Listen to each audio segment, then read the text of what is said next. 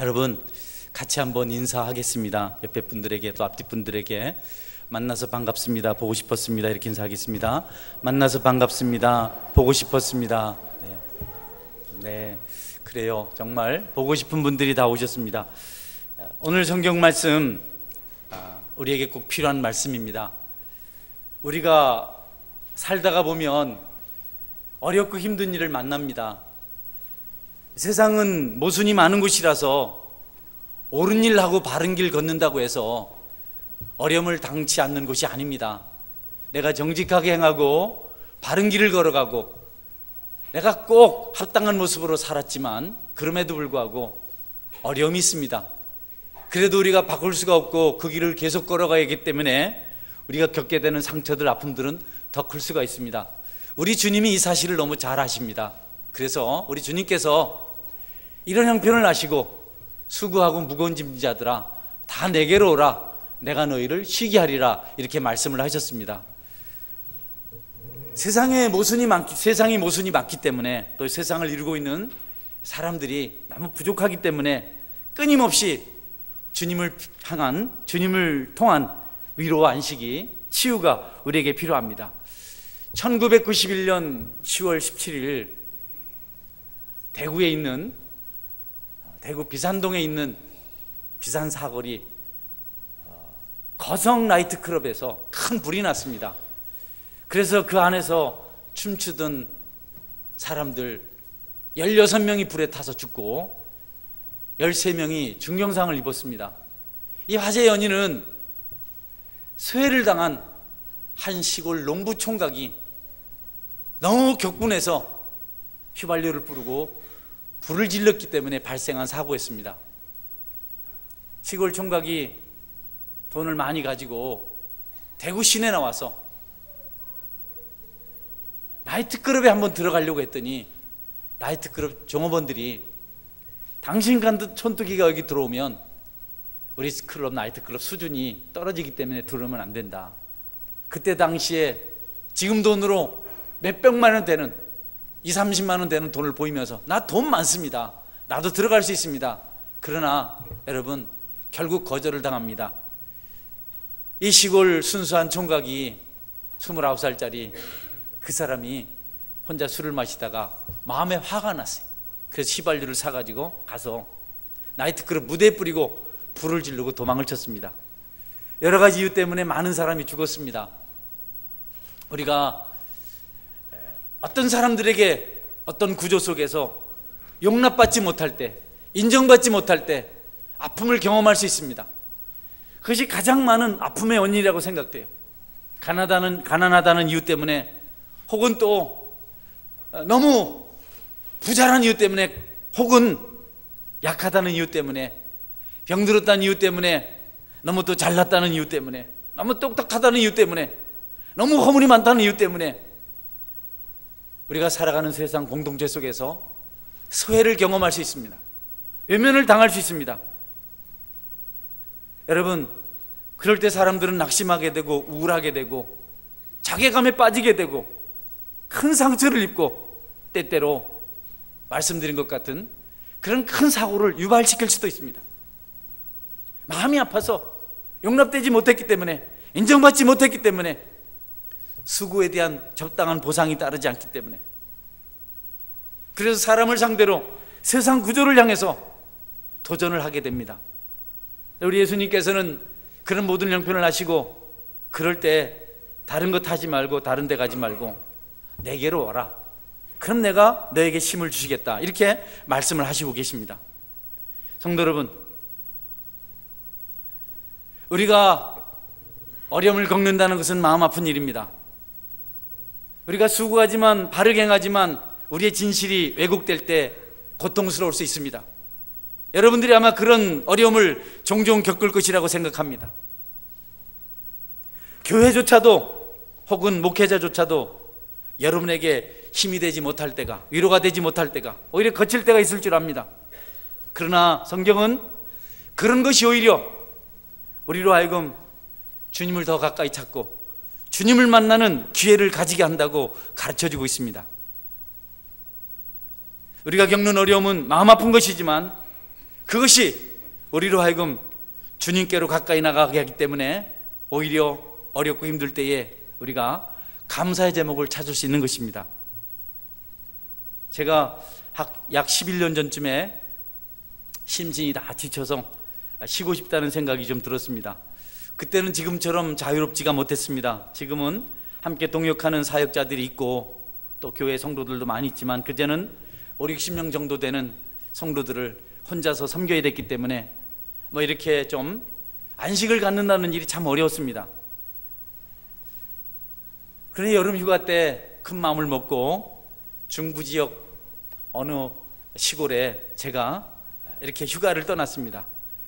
우리 두 아이를 데리고 아내와 함께 그곳에 가서 막연히 거기 가면 좀 좋을 것이라는 생각이 들어서 가서 나름대로 좀 쉼을 보냈습니다. 근데 마음이 힘드니까 육체가 좀 이렇게 안식을 누려도 늘 힘이 들어요. 뭔가 좀 마음이 좀 답답해요. 좋아하는 일을 많이 했습니다.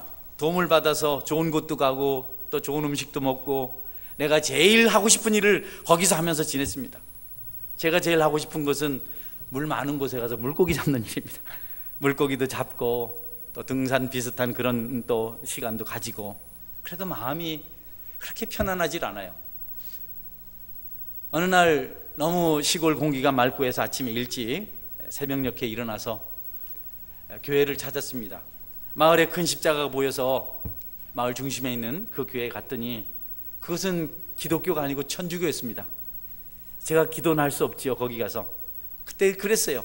그래서 보니까 거기 석고로 이렇게 큰 예수님 상을 만들어 놓고 또 옆에 자그마한 상으로 마리아 상을 이렇게 만들어 놓고 예수님이 이렇게 손을 들고 이렇게 있는 모습, 이렇게 있는 모습 만들어 놨어요. 예수님 동상도 마리아의 모습도 싫진 않았지만 그 밑에 공동번역 성경 말씀, 오늘 본문 내용이죠. 공동번역, 우리는 지금 한글 개역 번역을 개혁교회 개정 번역을 읽고 있는데 천주교는 공동번역을 씁니다. 공동번역으로 번역한 오늘 본문 말씀 한 부분을 써놨습니다. 내게로 오너라, 내게로 오너라. 제가 그 말씀을 듣는 순간 너무 위로를 받았습니다. 지금 생각하니 아마도 주님께서 저를 새벽에 그곳으로 인도하셨던 것 같아요. 거기 그 말씀이 있어서 한번 따라해 보세요. 내게로 오너라. 네, 내게로 오너라. 다른 데 가지 말고 내게로 오너라. 그날 천주교라서 제가 들어가서 거기서 새벽 기도를 못하고 산 밑에 있는 작은 교회를 갔습니다. 거기 가서 기도를 하고 은혜를 많이 받고 손상된 영성을 회복하고 그렇게 또 제가 주님의 일을 했던 기억이 납니다. 여러분, 세상은 모순이 많아서 짊어져야 될 짐이 많아서 우리를 환영하는 곳, 환영하는 사람이 많지 않아서 어쩔 수 없이 우리는 짐을 짊어지고 살아가야 합니다. 짐도 세상에서부터 받았고 또 그 짐 때문에 세상에서 소외를 당하고 외면을 당합니다. 세상은 짐 많은 사람 좋아하지 않아요. 골치 아픈 사람 좋아하지 않아요. 상처가 있어서 걸핏하면 상처가 드러내는 사람들 이상하다고 외면합니다. 가난한 사람들 가난하다고 싫어합니다. 목사는 목사라서 싫다 그래요. 너무 예수쟁이들 열심히라고 싫어하고, 어쨌든 세상은 뭔가 특별히 그들이 가지고 있는 짐, 보기에 부담스러운 것이 있으면 다 외면을 합니다. 환영을 하지 않습니다. 그렇게 보면 짐이 없는 사람이 있습니까, 여러분? 다 짐이 있잖아요. 감출 뿐이고 드러나지 않을 뿐이지. 그러나 다행스럽게도 우리 주님께서 그런 짐이 있는 사람은 오라고 초청을 하고 계십니다.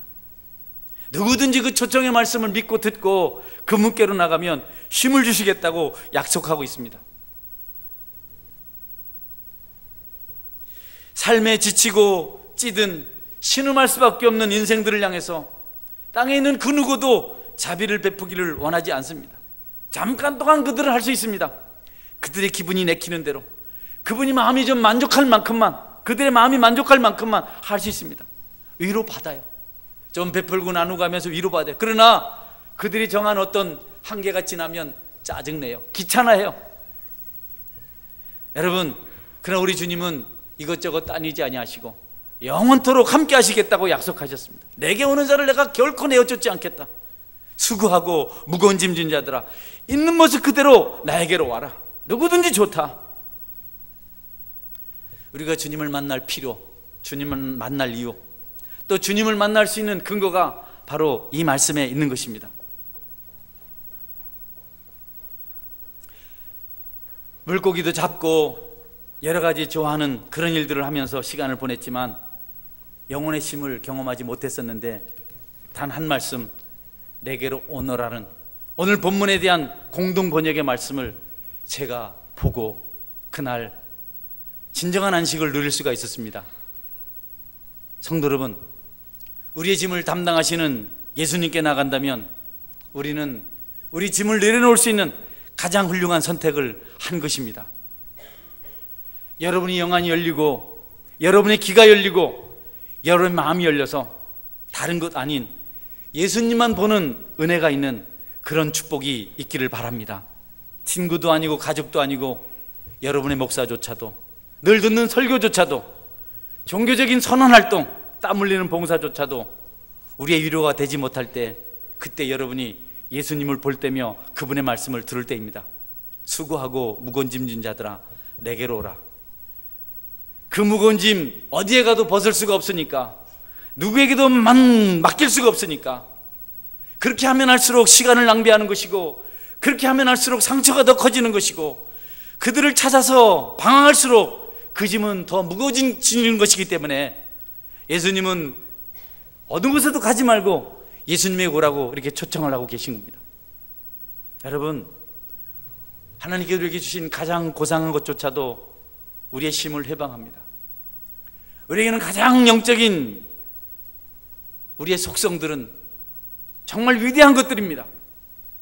육체로 결코 감각할 수 없는 것들, 육신으로 깨달을 수 없는 것들을 그들은 깨달을 수가 있습니다. 그 중에 첫 번째가 양심입니다. 여러분, 양심은 아주 민감합니다. 양심은 우리의 영적인 온도계입니다. 양심이 살아있는 한 우리는 결코 죽지 않습니다. 그러나 여러분, 양심이 우리를 일깨우긴 하지만, 우리를 경성시키긴 하지만, 양심이 우리를 안식하게 만들지는 않습니다. 양심은요, 우리의 좋은 일을 기록하지는 않습니다. 양심의 일기장에는 우리의 패역한 것들, 우리가 기억하기 싫은 것들, 우리가 잊어버리면 좋을 것들을 너무 자세하게 기록해놓고 있어요. 빼곡하게 기록해놓고 있습니다. 그리고 언제든지 중요할 때 그 양심이 그 일기장을 우리에게 내보입니다.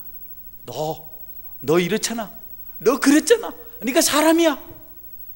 여러분, 양심이 우리 인격체 속에서 가장 소중한 것이긴 하지만 그 양심은 오히려 우리에게 심판의 공포를 불러일으킵니다. 절대로 양심이 우리에게 힘을 주지 않습니다. 양심은 좋은 것을 절대로 이렇게 말하지 않습니다. 마치 짖는 개가 게으른 주인을 깨우듯이 끊임없이 짖어대는 것처럼 양심은 우리를 고통스럽게 합니다. 그것이 전부 다입니다. 양심의 소리가 분명한 것이고, 그것이 가장 깊은 곳에서 가장 강력하게 우리에게 말하지만, 그러나 그것이 우리에게 안식을 가져다 주지는 못합니다. 그러나 여러분, 우리가 그 양심의 소리를 듣고 예수님께로 나온다면, 그분을 만난다면 참 안식을, 진정한 쉼을 누릴 수가 있습니다. 여러분, 주님 앞에 나와서 양심의 송사를 그대로 고백하고 용서받는 그런 축복을 누리실 수 있길 바랍니다. 또 하나의 성숙한 인격의 한 부분은 우리의 마음입니다. 마음은 육체 활동을 넘어서고 또 육체를 움직일 수 있는 엄청난 힘을 가지고 있습니다. 그것도 우리 삶의 온도계와 같아요. 다 좋아도 마음이 아프면 다 아픈 겁니다. 마음이 아프면 백약이 무혈하는 그런 말이 있습니다. 그래서 성경은 지킬 만한 것보다 마음을 지켜라. 생명의 근원은 여기서 난다. 여러분, 마음이 이렇게 소중하고 우리에게 영향력을 미치는 것이지만 그것이 우리를 얼마나 지치게 만드는지 모릅니다. 여러분, 우리 마음이 얼마나 우리를 힘들게 만들지 몰라요. 육체는 우리를 힘들게 만들지 않습니다. 우리 마음속에 한번 의심이 찾아오면요 밤잠을 못 잡니다. 한때 저는 이단에 대한 의심병이 생겼어요. 지금은 막 이단 막 어머마 그냥 헌금이라고 가라 이 새끼 아니 이렇게 할 수 있어요. 그때는 너무 불안했어요. 앞에서부터 다 이단처럼 보이는 게 전부 다 의심이 생기니까 사람이 쉴 수가 없어요. 마음이 좋은 것이지만 의심병이 한번 드니까 정말 견딜 수가 없어요. 분노가 한번 찾아왔을 때, 여러분 이 분노의 마음이 사로잡히니까, 이 좋은 마음에 분노의 마음이 들어오니까 평안이 없어요. 그냥 혼자서 별별 생각을 다 해요. 이건 목사가 아닙니다. 이건 신앙인이 아닙니다. 성경이 왜 마음을 지키라고 했는지. 마음은 참 좋은 것이지만 그 마음이 우리에게 쓴 열매를 얼마든지 먹게 할 수 있습니다. 여러분, 공포증이라든지 여러 가지 우울증 질환이라든지 공황장애 같은 것들은 육체로부터 시작되는 병이 아닙니다. 다 마음에서부터 시작이 됩니다. 그 마음이 주님께 연락되지 못한다면, 주님께서 받아들이지는 마음이 되지 못한다면 그 마음은 오히려 우리에게 고통을 더 가중하게 하고 그것 때문에 육신을 병들게 만듭니다. 저는 어느 신실한 목사님, 제가 참 좋아하는 목사님, 그분과 함께 대화를 나눌 때 그것이 좋긴 했지만 사람의 마음이 이렇게까지도 다칠 수 있구나. 이 목사님은 아주 경건합니다. 늘 그분의 삶의 모습은 성도들 중에 가장 힘들고 낮은 사람이 중심입니다. 큰 눈에 늘 눈물이 있어요. 선지자입니다. 한 달 내내 휴지를 모아서 모을 수 있는 돈이 얼마라고, 그렇게 힘들게 모은 것을 11조라고 6만 몇천을 내는 것 보면 나는 마음이 찢어집니다. 목사님 여러분, 그런 성도들을 좀 이해하십시오. 생각 좀 해주시오. 늘 그렇게 아주 경건주의를 표방하는 모습을 그분이 이렇게 늘 하는 것을 제가 봤어요. 존경스러워. 좋은 차를 사주면 팔아서 2대를 만들고 이렇게 하면서 살아요.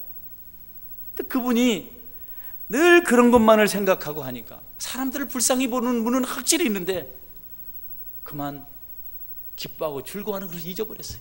마음이 그렇게 바뀌어버렸어요. 남들이 좋다고 웃으면 이해를 못하는 겁니다. 웃을 일이 뭐 있는가? 그 눈에는 슬픈 일만 보이는데, 아픈 일만 보이는데.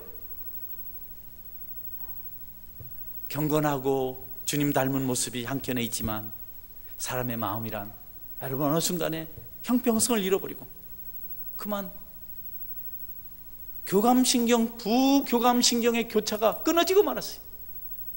웃을 때가 있어야 하고 울 때가 있어야 되는데 한쪽으로 치우쳐버렸어요. 공황장애증이 찾아왔어요. 그래서 많은 사람 앞에 서질 못해요. 있지를 못해요. 뭔 책임만 조금 주어지면 불안에 떨어요. 인간의 마음은 여러분 깊이가 있고 정말 헤아릴 수 없는 능력이 있는 곳이지만 그것조차도 때때로 우리가 제대로 지키지 못하면 우리에게 행복보다는 불행을 가져다 주기도 합니다. 엘리베이터를 함께 타고 가다가 어떤 자매님이 가슴을 갑자기 막 가슴을 쳐요. 그리고 내려야 되겠다는 겁니다. 작은 공간에서 있을 수가 없어서. 그 육체의 질병이 아니라 그의 정신적인 정신의 마음의 질병입니다. 여러분, 그렇게 소중한 것조차도 우리에게 평안 대신 아픔과 고통을 가져다 줄 수가 있습니다. 그러나 여러분, 그 마음을 뛰어넘어서 우리 주님은 우리에게 평안을 주시겠다고, 안식을 주시겠다고 말씀하고 계십니다. 여러분, 그 어떤 것보다도 주님을 만나는 것이 가장 큰 복인 것을 아시고 그분을 찾아가시는 그런 은혜가 있기를 바랍니다. 감정도 좋은 것입니다. 감정이 풍성한 사람들은 얼마나 삶이 풍요로운지 몰라요. 조금만 감동이 돼도 어머나 꽃이 예뻐, 너무 맛있어, 자기야. 우리는 아닙니다. 밥 먹어. 근데 이 감정도 좋은 데만 집착하지는 않아요. 이 감정이 나쁜 데 빠지면요, 쓸데없는 데 집착을 시작하면요 인생을 망칩니다. 감정을 따라서 살아서는 안 된다고 늘 얘기를 하죠. 그러나 감정이 나쁘지만 않습니다. 감정이 얼마나 풍요롭습니까? 감정이 없으면 어떻게 살겠어요? 그러나 이 감정이 쓸모없는 것들에게 집착하기 시작했을 때 우리를 얼마나 피폐하게 만드는지 모릅니다. 우리가 얼마나 헛된 망상에, 환상에 사로잡혀서 시간과 물질과 우리 에너지를 소진하는지 모릅니다. 그래서 상한 감정들은 우리에게 각종 상처를 경험하게 합니다. 주님 안에서 쉼을 얻기까지 상처받은 감정은 치료를 받지 못합니다. 여러분, 감정의 어떤 움직임보다도 주님을 만나서 진정한 쉼을 얻을 수 있는 그런 은혜가 있기를 주의 이름으로 축원합니다. 주님은 누구나 오라고 말씀하세요. 나는 너무 병이 들었어요. 나는 주님 앞에 가기에는 너무 아직 부족해요. 나는 나이가 너무 들었네요. 나는 아직까지도 집에 이상한 것을 가지고 있네요. 주님은 그런 거 괜찮다고요. 그렇기 때문에 오라고 말씀하세요. 가난하기도 오라 하시고, 우상을 섬겼기 때문에 오라 하시고, 죄가 있기 때문에 오라고 하시는 겁니다. 다른 데 가지 말고 나에게 오라고 말씀하세요. 위로를 받아볼 거라고 친구 집에 가보기도 하지요. 목사님 집에 가면 좀 좋을 거라고 생각해서 거기 가보지만 하지만, 여러분, 친구가 우리를 어떻게 해주겠어요? 목사님 뭘 어떻게 하겠어요? 괜히 오라 해놓고 바쁘다고 신방 가야 된다고 그리고 나가버려. 뭐의 재미가 있어요? 이 사람 저 사람 찾아다니면서 여러분이 발품을 팔고 여러분 입술을 가지고 위로를 얻으려고 해보지만 나중에 남는 것은 쓴 상처밖에 없습니다. 성경은 괴로운 사람도 병든 사람도 슬픈 사람도 우울한 사람도 다 예수님께 나오면 치료를 받고 쉼을 얻을 수 있다고 가르쳐주고 있습니다. 여러분, 그분 앞에 나오십시오. 멸시받고 조롱당한 사람들 그분께로 오십시오. 우리를 멸시로부터, 조롱으로부터, 고통으로부터, 질병으로부터 건지시려고 그분이 그 길을 걸어가셨습니다. 조롱당하셨습니다. 아무 말씀도 하지 아니하시고 고통당하셨습니다. 다 감당하셨습니다. 그 주님만이 우리의 모든 것을 그대로 듣고 감당할 수 있는 은혜를 가지고 계십니다. 의사는 병든 사람을 좋아합니다. 병원은 병 들지 않은 사람을 쫓아냅니다. 환자들만 자꾸 받아들입니다. 우리 예수님은 의사시기 때문에 우리가 지칠수록, 우리가 병이 깊을수록 우리를 더 깊이 사랑해 주시고 우리를 도와주십니다. 겸손하게 아브라함의 자손이라고 말하지 말고 나는 죄인이라고 병든 자라고 말하고 그분께로 나오시는 그런 은혜가 있기를 주님의 이름으로 축원합니다. 여러분, 그러나 예수님은 말씀하십니다. 내게 오르는 자는 내 짐을 짊어져야 한다. 내 짐을 짊어질 때 진정한 쉼을 얻을 수가 있다. 아무것도 안 하고는 성취감을 맛볼 수 없습니다. 세상 일을 더 피폐하게 만들지만 주님의 일은 우리가 할수록 그 짐을 짊어질수록 더 풍성한 쉼을 누릴 수가 있고 더 큰 축복의 자리에 나갈 수가 있습니다. 주님께서 우리에게 주신 짐들은 여러분, 우리를 행복하게 하는 짐이요, 우리를 만족하게 하는 짐이요, 우리를 복되게 하는 짐이요, 우리를 정말 포만감 있게 만드는 짐들입니다. 우리를 진정으로 안식하게 만드는 짐들입니다. 저는 여러분들이 깊은 기도의 짐을 짊어지기를 주의 이름으로 축원합니다. 하나님 말씀을 묵상하고 그 말씀대로 순종하는 그런 짐을 짊어질 수 있길 바랍니다. 거리에 나가서 복음을 전하는 그런 입술의 짐을 여러분이 짊어지길 바랍니다. 요즘 몇 분의 전도자들을 통해서 교우들을 만났습니다.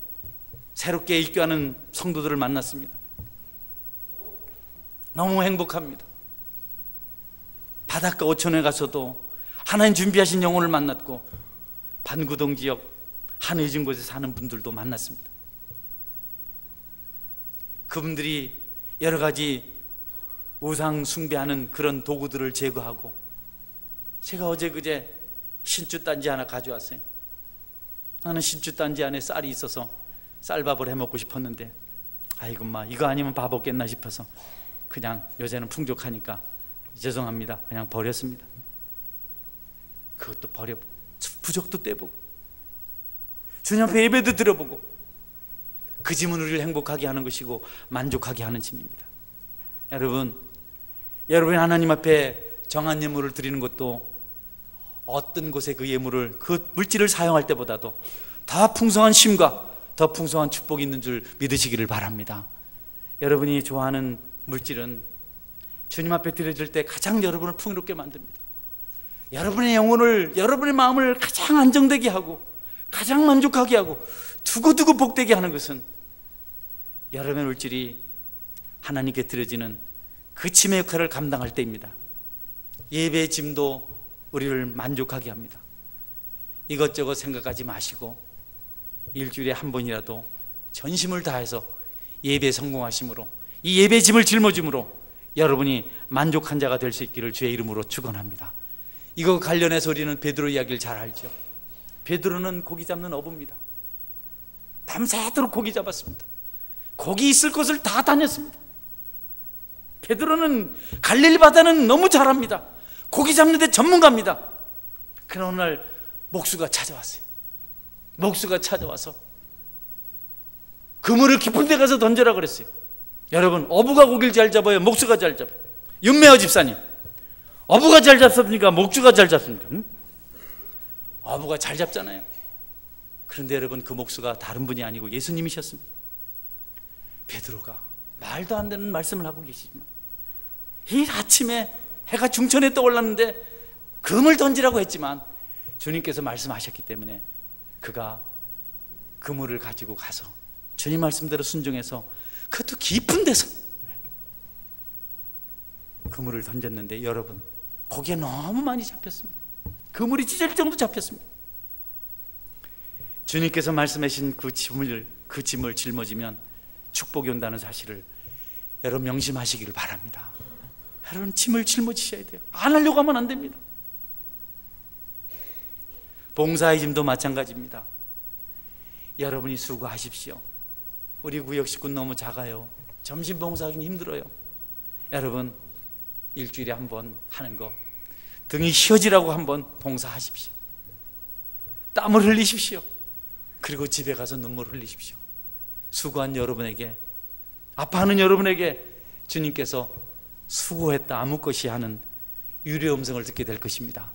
여러분께서도 봉사의 짐을 짊어지시는 그런 애가 있고 꼭 그 고통 가운데 주님의 쉼을, 영적인 쉼을 경험하시는 애가 있기를 주의 이름으로 축원합니다. 짐을 진다는 것은 여러분 말씀에 순종하는 것이고 때때로 희생이 따르는 것이지만 그 다음에 우리에게 형통한 하늘의 위로가, 형통한 주님의 위로가, 그리고 진정한 안식이 찾아올 수 있다는 것입니다. 산다는 것이 황홀하다는 다하라 요네코가 쓴 그런 자서적 소설이 있습니다. 그녀는 고등학교 다닐 때 여고 시절에 어머니를 잃었습니다. 너무 마음이 아파서 어느 날 선생님 찾아가서 묻습니다. 선생님, 왜 공부해야 합니까? 왜 공부해야 됩니까? 선생님 말합니다. 아니, 학생이 공부해야지. 공부 열심히 해라. 그러나 그것이 마음에 와닿질 않아요. 그래서 또 묻습니다. 선생님, 왜 공부를 해야 됩니까? 도대체 공부를 해서 뭐합니까? 아니, 학생은 공부를 해야지. 공부를 열심히 해라. 결국 어머니를 잃은 슬픔과 그 고통의 해답을 얻지 못해서 그가 달리는 전철에 뛰어듭니다. 눈이 죽으려고 뛰어드는데 눈을 떠보니까 두 다리가 절단되어 있고 한쪽 팔이 날아가 버렸고 한쪽 팔만 덜렁 남았는데 그것도 세 손가락만 남아있어요. 그런 처참한 모습으로 아무것도 할 수 없다는 생각을 하고 자살을 결심합니다. 어떻게 스스로 죽을 방법이 없어서 약을 많이 모아두었다가 한꺼번에 약을 먹을 그런 계획도 하지만 잘 되지 않아요. 침대에서 머리부터 떨어지면 죽을 것이라고 떨어지지만 늘 엉덩이가 먼저 떨어지고, 그래서 죽질 못해요. 죽을 수도 없어요. 어느 날 신학을 하는 타하라 아키토시라는 신학생이 복음을 전합니다. 전도지의 요네코에게 말합니다. 그런즉 누구든지 그리스도 안에 있으면 새로운 피조물이라. 이전 것은 지나갔으니 보라 새 것이 되었도다. 이전 것이 지나가고 새 것이 되었다는 이 말씀을 듣고 그날 요네코가 예수님을 믿습니다.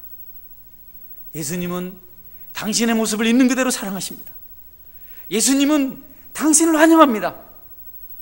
예수님 안에서 누구나 다 새로운 피조물입니다. 주님을 영접하고 그 다음에 그 연애꽃 자매의 마음속에 감사가 찾아오기 시작했습니다. 세 손가락밖에 없는 그 오른팔이 한 팔이 얼마나 감사한지, 어제까지 불행했는데 오늘 왜 이렇게 행복한지, 어제까지 너무 힘들었는데 오늘 왜 이렇게 좋은지,